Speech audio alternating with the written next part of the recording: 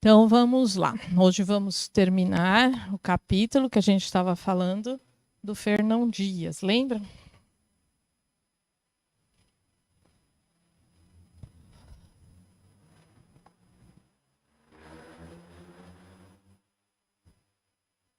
Foi? Então esse é o Fernão Dias. A gente viu a história dele, que ele, aconteceu tudo aquilo com o filho, e ele acabou mandando enforcar um dos filhos, e depois ele acabou falecendo e morrendo. Então, esse daqui é o Fernão Dias. Agora vamos ver o que o Humberto nos conta. A gente viu materialmente, né? O que se relata dele na história. Agora vamos ver o que o Humberto fala sobre ele espiritualmente, tá? Então, no livro, o Humberto nos conta assim: as bandeiras paulistas se espalharam por todas as regiões da Terra Virgem. Através das selvas bravias, marcham como se o fizessem ao longo de largos e desconhecidos oceanos. As noites estreladas lhes servem de orientação e de bússola. A cruz do Cristo vai, como um símbolo, à frente de todos os expedicionários das novas tentativas de conquista. De Sorocaba sobem por Goiás até ao Amazonas longínquo e de Taubaté demandam a Paraíba do Norte. Então, ou seja, eles foram realmente desbravando o Brasil e eles levavam a bandeira da cruz junto com eles, né? Mesmo sendo homens, às vezes, que eram mais brutos, mas eles tinham a crença em Deus, né? E confiavam que Deus estava com eles. Por quê? Já foi uma missão que eles receberam lá de Ismael. Então, no inconsciente deles, eles sabiam que estavam sendo auxiliados por Deus, tá? Humberto continua. Em 1672, Fernão Dias Pais organiza com todos os elementos de sua fortuna a mais célebre das expedições saídas de São Paulo. Veja, ele organizou com o dinheiro dele, tá? Caçando as esmeraldas, que constituíam objeto das lendas de muitos aventureiros, visita todas as regiões auríferas de Minas Gerais. Rebeliões e discórdias são dominadas pela sua energia constante e severa. Para fortalecer a disciplina, o bandeirante audacioso manda enforcar o próprio filho, que participara da rebeldia geral, como escarmento aos companheiros, próximo à povoação de Sumidouro. Então, vejam, o próprio Humberto está nos relatando isso, que foi a forma que Fernão Dias, naquela encarnação, com a evolução espiritual que ele tinha, foi a forma que ele encontrou de conter a rebelião. Porque ele sabia que o objetivo dele, intuitivamente, ele sabia que o objetivo era continuar, não era voltar para São Paulo. Se ele cedesse àquela rebelião, que o filho era um dos chefes, para voltar para São Paulo, ele não estaria cumprindo o seu propósito daquela encarnação, que Ismael ainda não falou para ele que ele ia ter a mais difícil, era a bandeira mais difícil ia ser a dele. Então ele sabia que se ele não cumprisse, se ele não fosse, aliás, ele não estaria cumprindo a sua missão. Então dentro dele era muito forte essa necessidade de seguir adiante. Como ele não era um espírito perfeito, a forma que ele encontrou para conter a rebelião foi usando o próprio filho de exemplo, enforcando o filho. Mas, então, assim, tudo é analisado pelo plano espiritual na intenção. Às vezes, a pessoa pode cometer um pequeno erro, mas se ela comete aquele pequeno erro com a intenção de cometer, então assim, eu vou passar aqui, vou fingir que eu não vi o pé da Maria e vou pisar no pé da Maria. Pisar no pé dela é algo, um erro? Nossa, estou matando? Não estou. Mas eu tive a intenção de fazer isso. Então, a minha responsabilidade é grande. Eu respondo por isso. Porque eu tive a intenção, eu fiz realmente porque eu queria machucá-la. Exatamente, eu fui maldosa. Então, a minha responsabilidade é grande, porque eu quis machucá-la. Agora, se eu passo e piso no pé dela sem querer, é a mesma coisa, não é? Eu pisei no pé dela, só que foi sem querer, eu não vi, eu não tinha esta intenção. Então, a minha responsabilidade é pequena. Porque eu errei sem querer ter cometido o erro. Diferente de eu errar querendo cometer o erro. Então, aí a minha responsabilidade aumenta. No caso dele, ele não matou o filho porque ele não gostava do filho, porque ele fazia distinção entre os filhos dele. Não. Ele matou com dor no coração também.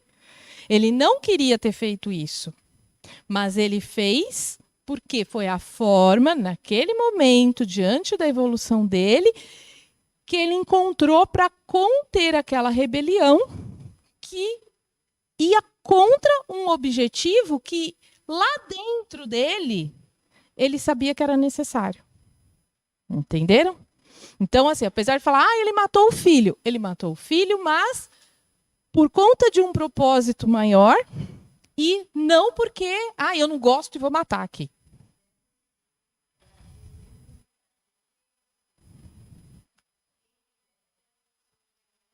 Exatamente, ele usou o filho como exemplo para que não tivessem outros motins, outras revoltas.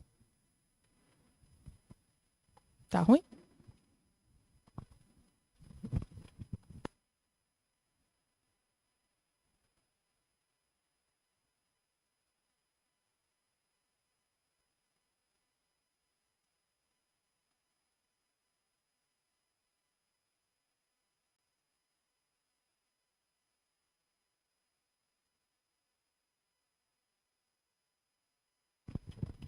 Vamos ver agora. Ver se ele acha que tá bom. Tá bom? Então, tá bom. Então vamos continuar. As joias da mulher e das filhas são empregadas no seu arrojado empreendimento, arruinando-se a família inteira. Veja como, qual era o objetivo? Era procurar esmeraldas, era procurar ouro. Mas não era só isso. Por quê? Se você já tem joia, você vai pegar essas joias e investir em alguma coisa para você ir atrás de mais? Fica com essas que você tá, que tá tudo certo. Mas não, ele investiu aquilo que ele tinha, porque lá dentro, no inconsciente dele, tinha a tarefa que Ismael falou para ele, você vai lá e vai desbravar. Isso que às vezes leva algumas pessoas a cometer algumas atitudes que a gente fala assim, nossa, como essa pessoa tem esse ânimo, tem essa coragem para fazer isso? Porque antes de reencarnar, recebeu uma missão. E por mais que a gente não lembre do que nos foi falado, aquilo está no nosso inconsciente. E é isso que move a pessoa para frente. Mesmo às vezes passando por um monte de dificuldade. Às vezes a gente fala, eu no lugar de fulano já tinha desistido. Por isso que você não está no lugar do fulano. É o fulano que tem aquela missão, não é você. Tá? Fernão Dias, porém, segue um roteiro luminoso. Por onde passa com as suas caravanas, florescem povoações asseadas e alegres. Ou seja, ele foi cumprindo aquilo que Ismael deu de missão para ele. Seus pontos de contato com a terra paulista são os arraiais prósperos e fartos que vai edificando nos caminhos desertos. Então, além de abrir o caminho... Além dele abrir os caminhos, ele foi formando povoados, civilizações ali, que iriam dar origem, era uma sementinha de civilizações e povoações maiores. Tá? As esmeraldas do seu sonho nunca foram encontradas. E as pedras verdes que entregou ao genro no instante da agonia, como única expressão da sua fortuna, representavam de certo o símbolo suave das esperanças do seu labor e das suas lágrimas na terra do Evangelho. Então vejam, ele nem nunca encontrou as esmeraldas. A verdinha lá que ele achou que era a turmalina. Mas ele nem ficou sabendo disso. Que ele entregou para o genro, achando que estava entregando uma fortuna, e não era esmeralda. Tá? Só que então, o que elas representavam? O símbolo suave das esperanças do seu trabalho e das suas lágrimas aqui no Brasil. Ou seja, ele cumpriu o que Ismael pediu para ele. Tá? Próximo do local onde mandara enforcar o filho, nas margens do Rio das Velhas, o seu espírito de lutador se desprendeu igualmente do corpo exausto. E quando no íntimo do seu coração implorava a misericórdia do Altíssimo para o delito, ou seja, ele se sentia culpado por ter matado o filho. No instante da morte, ele estava pedindo a Deus que o perdoasse por ter cometido aquilo. Tá? E ele ainda foi morrer perto de onde o filho tinha sido enforcado. Com que exorbitara de suas funções na terra, a voz de Ismael falou-lhe do infinito. Então, quando ele estava já prestes a desencarnar, ele ouviu a voz de Ismael. Ismael fala assim para ele: irmão, as quedas, com as suas experiências sombrias, constituirão os degraus do teu caminho para as mais gloriosas ascensões espirituais. Então, apesar das quedas, dos erros que ele teve, mas ele foi aprendendo com isso também. Então, os nossos erros se convertem em aprendizados, né? Através dos teus passos, florescem cidades valorosas no coração das matas virgens. E os que recebem os teus benefícios abençoam o teu esforço e a tua energia perseverante. Então, as pessoas que estavam vivendo naqueles povoados que ele ajudou a desenvolver, que ele desenvolveu, eram gratas a ele por ter aberto aqueles caminhos, né? A essas mesmas paragens, onde turvaste a consciência por um instante, então o momento onde ele matou o filho, levado pelos rigores da disciplina, porque é isso que eu falei, não foi que ele matou por maldade, mas foi por um excesso de disciplina. Voltarás com o teu filho. Então, ou seja, eles iam reencarnar aqui no Brasil de novo. Sob as asas cariciosas da fraternidade do amor, a fim de reparares o passado cheio de tribulações e lutas incontáveis, porque no coração misericordioso de Deus repousam eternamente as luminosas esmeraldas da esperança e do amor que procuraste a vida inteira.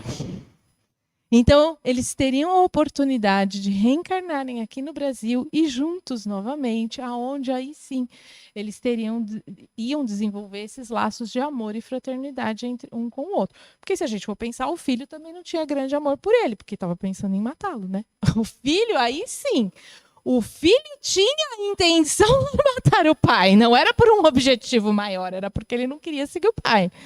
O pai acabou matando o filho por conta, como diz o Ismael aqui, dessa rigorosa disciplina. Humberto finaliza falando assim: Fernão Dias abre os olhos materiais pela última vez. Então ele escuta a voz de Ismael e ele abre os olhos materiais pela última vez. Uma lágrima pesada e branca lhe corre pelas faces emagrecidas, mas sobre o seu coração paira a bênção cariciosa da terra dourada das minas. E sentindo-se na posse das verdadeiras esmeraldas do seu grande sonho, o ínclito batalhador regressa de novo à vida do infinito. Então cai uma lágrima e ele desencarna. Mas já com o coração mais aliviado pelo que ele, né, na sua mente, ouviu do Ismael. Ninguém que estava junto ouviu. Só ele, então, ou seja, Ismael falou com ele de pensamento a pensamento. Exatamente, ele sabia que ele tinha cumprido, né, o seu propósito e que Deus iria também recompensá-lo até com uma nova oportunidade para resolver a situação dele com o filho. Tá? Bom, esse então foi o capítulo 10, as bandeiras. Agora nós vamos para o capítulo 11, os movimentos nativistas. Bom, nós vamos voltar um pouquinho aqui no tempo, tá? O Humberto, às vezes ele vai para frente, aí ele volta para trás. Então agora nós vamos falar como era a situação um pouquinho antes das bandeiras. Antes dos bandeirantes, desses espíritos que a gente viu, antes deles reencarnarem, tá? Então assim, a procura pelo ouro no Brasil já incentivava a todos, já estavam atrás de riquezas, de tudo. Ainda não tinha vindo esses bandeirantes, mas os outros já estavam em busca. Essa terra deve ter, né, alguma riqueza mineral ali. Então a procura pelo ouro era o que incentivava a todos. Quando Portugal ainda estava sob o domínio da Espanha, o governo espanhol organizou o Código Mineiro para o Brasil. O que era esse Código Mineiro? Ele impedia a livre exploração das minas, impondo uma série de condições e restrições. Então, isso quando Portugal ainda estava sob o domínio da Espanha. O rei da Espanha, que era rei de Portugal, fez esse Código Mineiro para ter o controle de todo o ouro que era encontrado aqui no Brasil. Tá? Então, esse Código Mineiro ele regulava a demarcação de terras, a distribuição de minas, os procedimentos de mineração do ouro, prata e cobre e a sua fiscalização, porque, lógico, que eles queriam a parte deles. A descoberta de minas nas capitanias de Espírito Santo, Rio de Janeiro e São Vicente provocou a criação de um estado separado chamada Repartição do Sul. Então, eles dividiram... Tá aqui, ó. Eles dividiram o Brasil. Aqui era a linha do Tratado de Tordesilhas, né? E aqui eles dividiram o Brasil na repartição sul e repartição norte. Então ficava tudo, era tudo uma coisa só. Como foram descobertas essas minas aqui no Espírito Santo, Rio de Janeiro e São Vicente, que é em São Paulo, o que aconteceu? Eles acharam melhor dividir para poder controlar e fiscalizar melhor. Tá? Isso foi em 1608. Cadê onde eu estava? Aqui mesmo, em 1608, com um governo próprio e independente do governo geral estabelecido em Salvador. O governo do Brasil, digamos assim, né, era em Salvador. Lembram que a gente viu que vieram... Esqueci o nome agora, que era o Mendes Sal, o Duarte da Costa, eram os... Não é vice-rei, vice-rei é depois. Esqueci o nome, que vieram 3. A gente já viu. Que era quem vinha governar. Governador geral. Acho que era governador geral, Eram os governadores gerais, lembram que vieram 3? Então, assim, onde era? Onde ficava esse governo geral? Aqui em mas não, é antes aqui ainda. Então, aqui ficava em Salvador. Tá? E daqui de Salvador se controlava o país todo, o Brasil, toda a área já descoberta. Como se descobriram muitas minas aqui para baixo, para que eles tivessem um controle maior, uma fiscalização maior, eles resolveram dividir em 2 governos, para que assim esse governo aqui pudesse controlar melhor a descoberta. Isso, mas era um governador geral, né? Era isso que eu queria, era o título. Governador geral. Então, mas aí já não eram esses, tá? É que antes só tinha um que ficava ali em Salvador. Aí eles resolveram, falou, bom, para a gente controlar tudo melhor, é melhor ter 2 partes aí, 2 governadores, porque aí cada um vai fiscalizar melhor o seu espaço, tá? Então, eles fizeram esse governo próprio e independente, que estava desligado desse daqui de Salvador. Então, ficou aqui a repartição sul, onde a sede, digamos assim, era no Rio de Janeiro. Para o cargo de governador e capitão-geral daqui da repartição do sul, foi nomeado Francisco de Souza, que também ficou encarregado da administração das minas por um período de 5 anos. Porque, assim, vinham as pessoas lá de Portugal, então eles distribuíam, esta terra aqui, esse pedaço de terra é seu, as minas que você descobrir aí, você tem que falar para mim, nós vamos fiscalizar isso, e uma parte, que era 1/5 desse ouro, tinha que ir para Portugal. No caso aí ainda era a Espanha, mas porque a Espanha estava tomando conta de Portugal, mas seria para Portugal. Somente mais tarde é que vieram os bandeirantes. Então, só depois, anos depois, é que aí vieram os bandeirantes, sim, rasgando os véus espessos. Aí aqui Humberto fala pra gente, os véus espessos do cipoal da Mata Virgem, descobrindo os vastos lençóis de uma infinita riqueza. Então, no começo, eles ficaram mais ali nas minas, por isso que Minas Gerais tem esse nome, que ali era uma região que tinha muitas minas de ouro.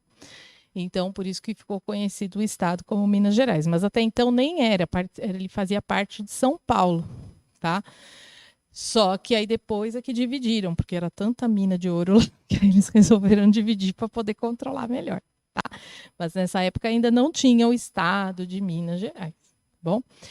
Então, depois disso é que aí vieram os bandeirantes e foram abrindo o caminho, porque como a gente viu, isso daqui, ó, era só até esta parte aqui e o resto do Brasil não estava explorado. Então, quem veio explorar aqui o resto do Brasil? Aí sim, os bandeirantes, tá? Então, aqui ele voltou um pouquinho na história, tá? Muitos lustros, ou seja, né, um período aí de muitos anos, decorreram sem que nada mais se observasse. Então, não tem nada muito grande para ele contar para a gente nesse período.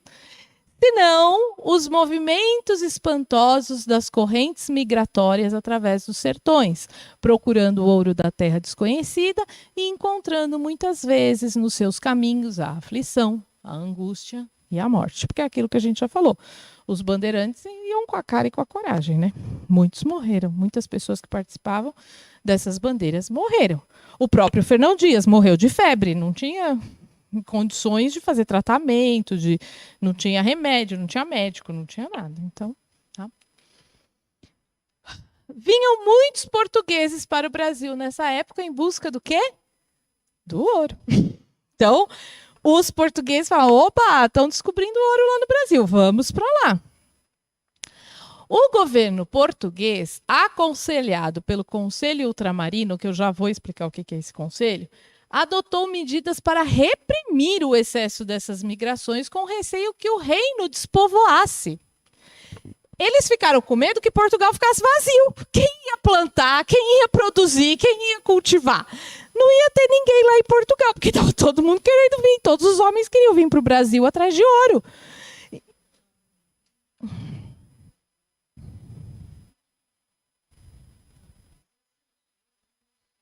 Exatamente, Portugal é pequenininho, né?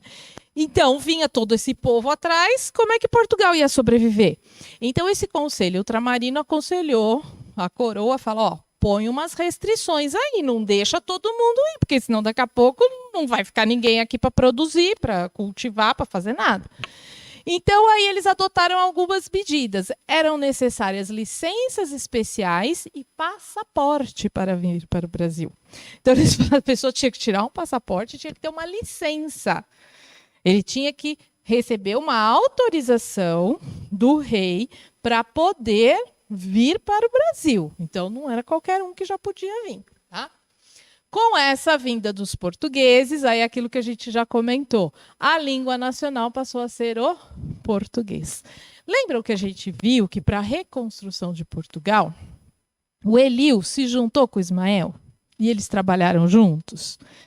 Essa é outra tarefa que foi junta, né, entre os dois. Como a gente já falou, o Ismael não queria que a língua falada aqui fosse o tupi, como a Diolinda explicou aquele dia, por conta das funções neurológicas. A língua portuguesa ela é mais complexa, ela desenvolve mais o intelecto. O tupi não. Então, eles queriam mesmo que viessem vários portugueses, porque vindo uma grande quantidade de portugueses, esses portugueses que estavam vindo não sabiam tupi, porque os que já estavam aqui já sabiam, tinham aprendido tupi. Então começou a se falar, a língua passou a ser o tupi.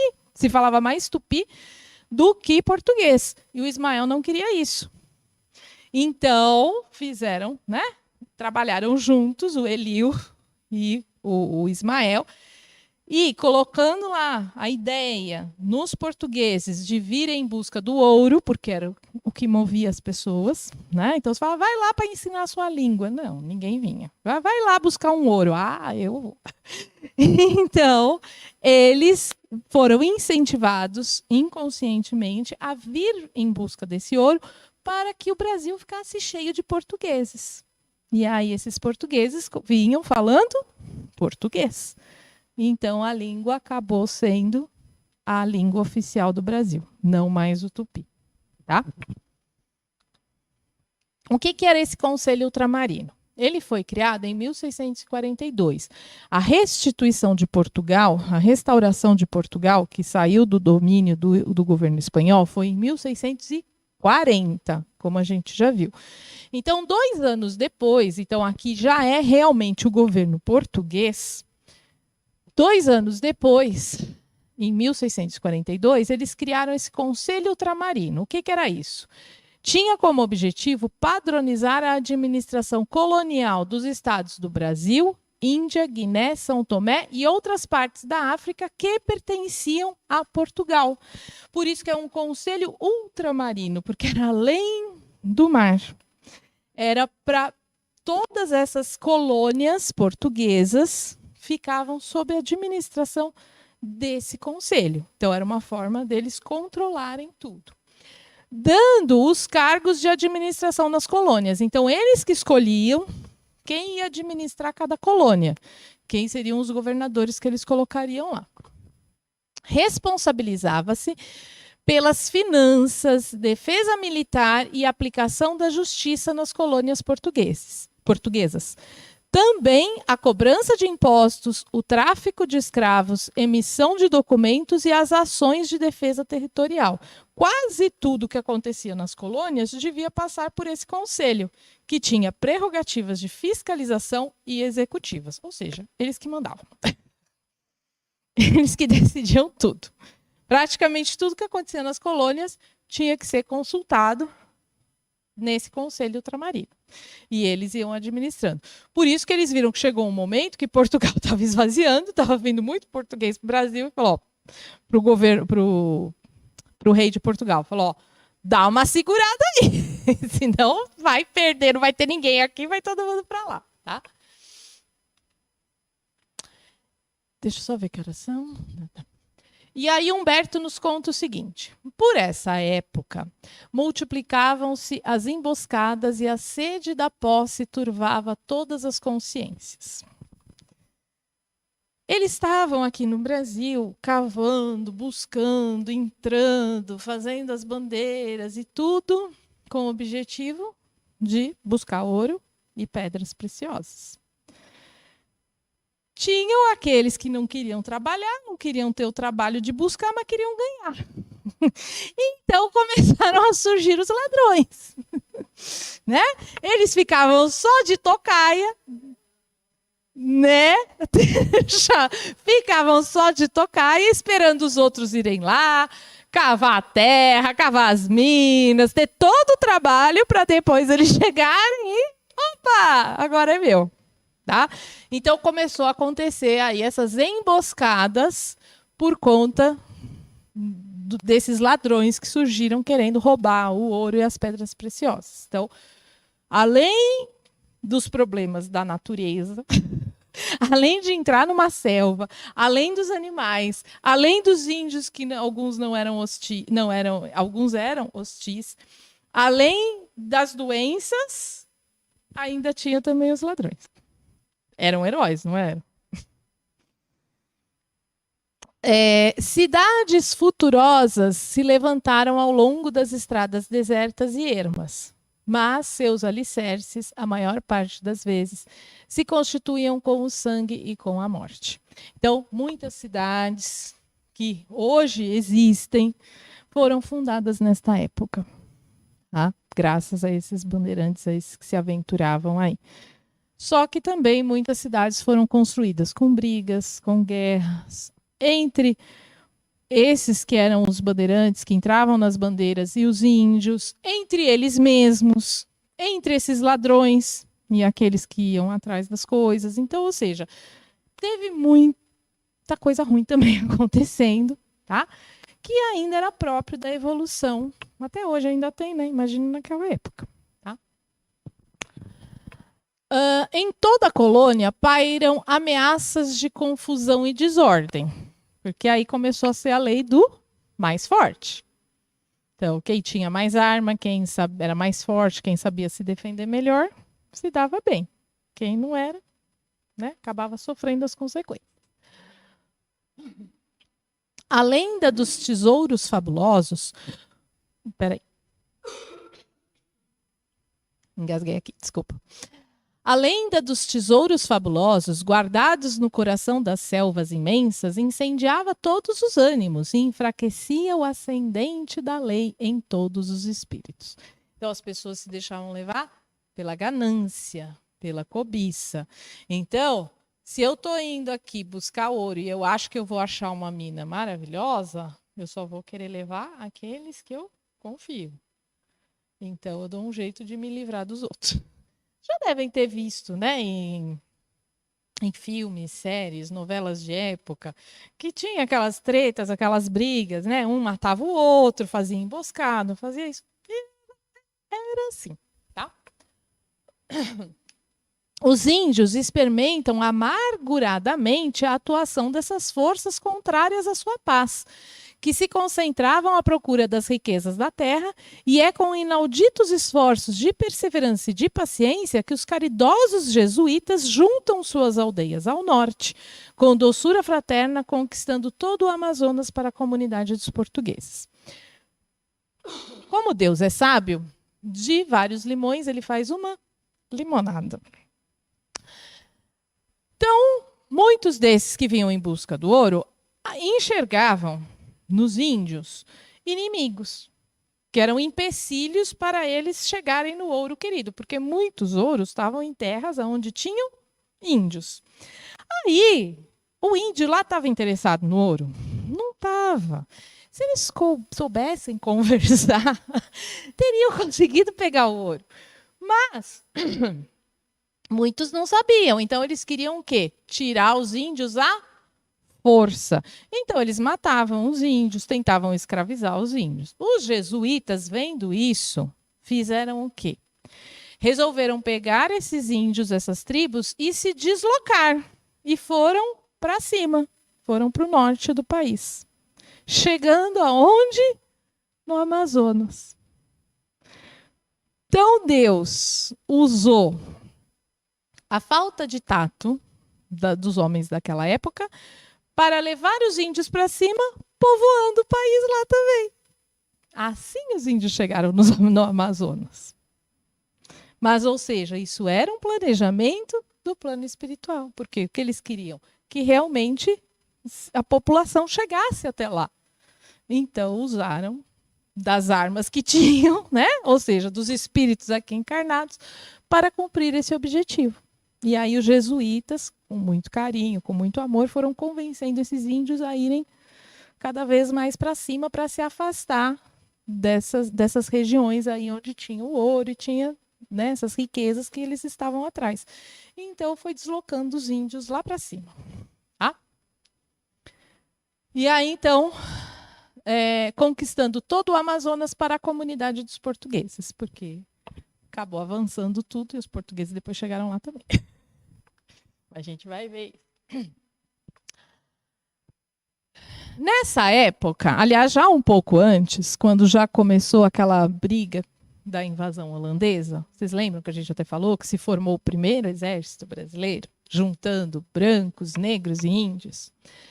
Então, nessa época, começou a ter um sentimento de amor à terra, ao país. Um sentimento de nacionalidade começou a se desenvolver entre os que nasciam aqui. Então, descendentes de portugueses, de índios, de negros, eles passaram a ter esse amor pelo país. Tá? Esse sentimento, então, de amor à terra, entre os que nasciam aqui, começa a se manifestar e brota um laço de solidariedade entre os negros, os brancos descendentes dos europeus, os mestiços e os índios aldeados, que eram aqueles que já viviam em aldeias. Então, ou seja, começou a ter um sentimento de nós somos o povo. Nós somos os moradores, os habitantes desta terra. Isso é nós. Foi aqui que surgiu. Vejam que às vezes são os momentos difíceis que unem o povo. Né? Então foi lá com a invasão holandesa que começou isso, e isso foi se desenvolvendo entre eles. Tá? Esse sentimento, mais a obrigação do envio de 1/5 do ouro para a coroa, explode uma ostensiva rivalidade entre os nativistas, ou seja, os nativos, os que eram nascidos aqui, dos europeus que vinham de fora. Então, esses portugueses que vinham de fora, e vinham pessoas de outros países também, que às vezes vinham no meio, não era uma quantidade muito grande, mas vinham. Os que moravam aqui, os que nasceram aqui, falaram, opa, esse povo vindo invadir o nosso país aqui. Então começou a ter uma rivalidade entre, não era negros e brancos, não era índios e brancos, era os nativos, que envolvia todos, índios, brancos, negros, mestiços, os brasileiros, independente da origem de raça. Começou a ter uma rivalidade entre os brasileiros e os que estavam vindo de fora, tá? Os europeus que vinham. Essa rivalidade acabou evoluindo para revoltas. E essas revoltas é que são esses movimentos nativistas, que é esse capítulo. Então, nós vamos estudar esses movimentos, algumas batalhas, revoltas, brigas, lutas que realmente tiveram. E era sempre entre o estrangeiro, aquele que vinha, dos que estavam aqui. Tá? E aí a gente vai ver na próxima semana. Tá bom? Esse é o último, né? Porque aí ia começar, aí eu falei, vou começar já falo todos de uma vez. Então vejam que esse sentimento de solidariedade, de nacionalidade, de união do povo, começou já lá atrás. Teve alguns momentos da história que a gente se esquece, mas depois ressurge de novo e o povo se une de novo e assim vai. E assim vai, né? Tudo é um aprendizado. Bom, hoje eu trouxe uma música. Existe vida, né? Existe vida aí, né? Existe vida aí. Conhece? Existe vida aí. É uma música bem propícia para a época em que nós estamos, uma época de final de ano. Onde, às vezes, depois que a gente passa por um ano difícil, a gente, às vezes, esmorece, desanima, né? Às vezes, a gente passa por alguns momentos difíceis e a gente fala, Deus esqueceu de mim? Aí a gente vai ver que não, que Deus não esquece da gente. Que quando pior for a situação e a gente achar que não tem saída, tem uma saída. Sempre tem. Porque Deus sempre escuta as orações sinceras dos seus filhos. E não nos desampara. Às vezes as coisas não saem do jeito que a gente espera, mas se a gente fizer a nossa parte e a gente manter a nossa fé, as coisas acabam se encaixando de alguma forma, né? Quantas situações nós vemos, até na nossa própria vida, às vezes situações que a gente acha, fala assim, nossa, eu não vou conseguir passar por isso. E aí, de repente, passa por aquilo e você olha e fala, nossa, como eu consegui passar por aquilo? Não é? Como?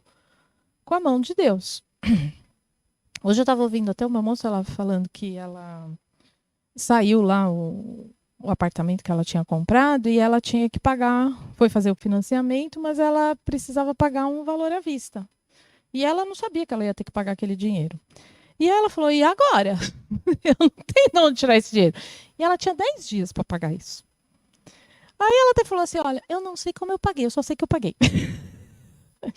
Porque assim, um que devia, ela foi lá, cobrou, a pessoa pagou. Ela e o marido tinham um dinheiro guardado, usaram aquele dinheiro. Foi trabalhando, foi não sei o quê, chegou no final, faltava R$2.000. Aí o que ela fez? Ela vende uns negócios que ela tem maquininha, né? Ela passou R$2.000 no cartão para tirar os 2.000 que faltavam, dividiu em 12 vezes. Ela falou, olha, eu não sei de onde veio o dinheiro, mas eu sei que a gente conseguiu pagar 35.000, ela conseguiu juntar em 10 dias. E ela falou, não sei como. Aí eu falei, é Deus. Não é? Então, é Deus. Então, às vezes, a situação parece que não tem saída, mas tem. E se ainda não chegou, às vezes ainda não chegou a hora, não chegou o momento, mas o tempo é de Deus, não é nosso. Mas o que a gente não pode? Desanimar. Não pode perder a fé, a confiança. Então, nós temos que continuar fazendo a nossa parte. Temos que continuar sempre orando, pedindo a Deus e confiar, tá? Então, como hoje é a última sexta-feira do ano, eu espero que a gente entre em 2023 com essa esperança, né? Com essa certeza de que teremos a vitória, que Deus vai prevalecer, porque o bem sempre prevalece. Às vezes demora um pouquinho, mas o bem sempre prevalece. Como? Nós não sabemos, né? Mas temos que confiar e manter as nossas orações firmes e fortes e sem desânimo. E sempre confiando que Deus está fazendo da melhor forma. Por mais que às vezes a gente ache que não é a melhor forma, mas Deus sabe mais do que a gente, não é? Então, Ele sempre faz da melhor forma. Por isso a música é Existe Vida Aí. Então, existe vida nas nossas vidas. Vamos viver, que essa vida é a vida do Cristo. É Deus na nossa vida. Então, vamos pôr a musiquinha.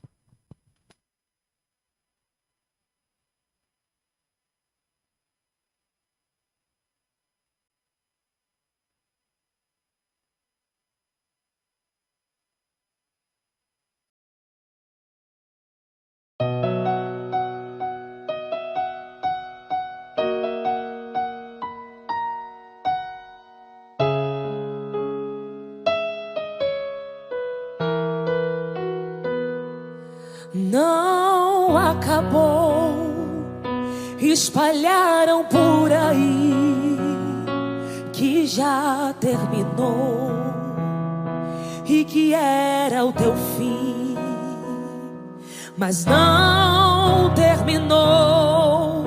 Se enganou quem pensou que a história findou, se equivocou. Eu vou mostrar pra quem achou que terminou. Eu vou deixar pensarem que o projeto falhou. Eu vou chegar depois só pra impressionar. Eu tô montando um contexto porque eu quero impactar. Eu já lhe aviso logo, não pense que morreu, que a história acabou e que você perdeu. Eu vou entrar no ambiente pra operar com os olhos da fé, passe a enxergar que ainda tem vida aí. E o mesmo que o cenário diga que é o fim, e as evidências gritam que é pra desistir, mas eu estou dizendo ainda existe vida aí. Ainda tem vida aí. E o tempo não limita o que eu vou fazer. Eu lhe garanto e afirmo pra você, ainda tem vida e vai voltar a viver. Existe vida aí.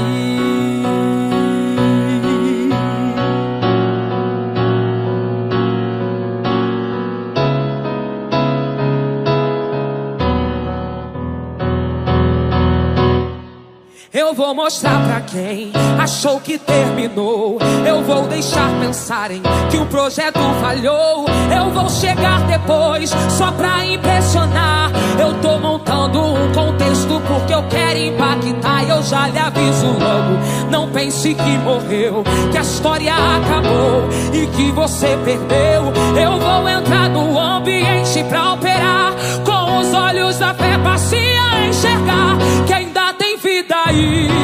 E mesmo que o cenário diga que é o fim, e as evidências gritam que é pra desistir, mas eu estou dizendo ainda existe vida aí. Ainda tem vida aí. E o tempo não limita o que eu vou fazer.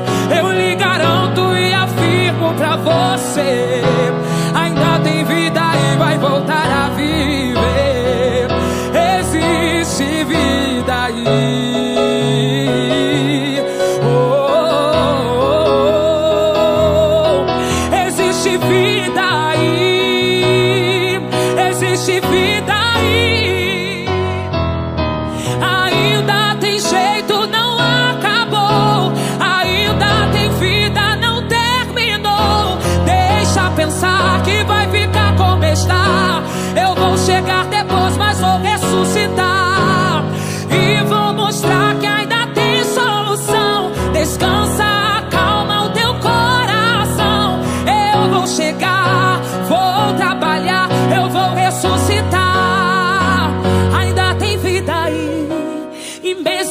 cenário diga que é o fim, e as evidências gritam que é pra desistir, mas Deus está dizendo: ainda existe vida aí, ainda tem vida aí. E o tempo não limita o que eu vou fazer. Eu lhe garanto e afirmo pra você: ainda tem vida e vai voltar a viver. Existe vida aí.